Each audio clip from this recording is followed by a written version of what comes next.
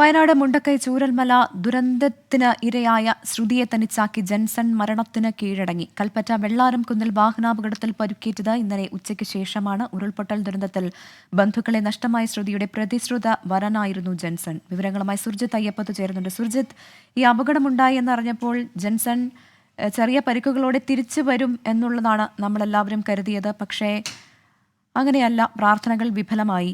ഇപ്പോൾ ഇങ്ങനെയൊരു സങ്കട വാർത്ത പ്രേക്ഷകരിലേക്ക് എത്തിക്കേണ്ടി വരുന്നു. ഇനി മറ്റു നടപടിക്രമങ്ങളൊക്കെ എപ്പോഴായിരിക്കും? എന്താണ് ഇത് സംബന്ധിച്ച് നമുക്ക് ലഭിക്കുന്ന വിവരം?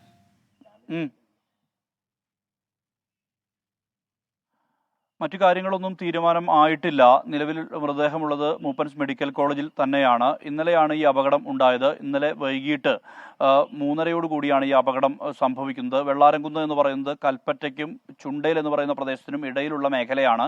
അവിടെയാണ് ഈ വാഹനം, അതായത് ഇവർ സഞ്ചരിച്ചിരുന്ന ജെൻസനും ശ്രുതിയും ഉൾപ്പെടെ 9 ബന്ധുക്കൾ ഉൾപ്പെടെ 9 പേർ സഞ്ചരിച്ചിരുന്ന വാഹനം സ്വകാര്യ ബസ്സുമായി കൂട്ടിയിടിക്കുന്നത്.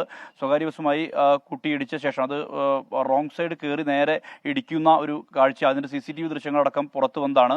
നേരെ വന്ന് ഇടിക്കുമ്പോൾ ഈ വാഹനത്തിന്റെ പിറകുഭാഗം തുറക്കുന്ന ഒരവസ്ഥയുണ്ട്. അത്രയും വലിയ ആഘാതത്തിലാണ് ഇടി നടന്നത് എന്നുള്ളത് CCTV ദൃശ്യങ്ങളിൽ തന്നെ വ്യക്തമാണ്. ഇതിനുശേഷം ഈ 9 സുർജിത്ത് അയ്യപ്പത്താണ് വിവരങ്ങൾ നൽകിയത്.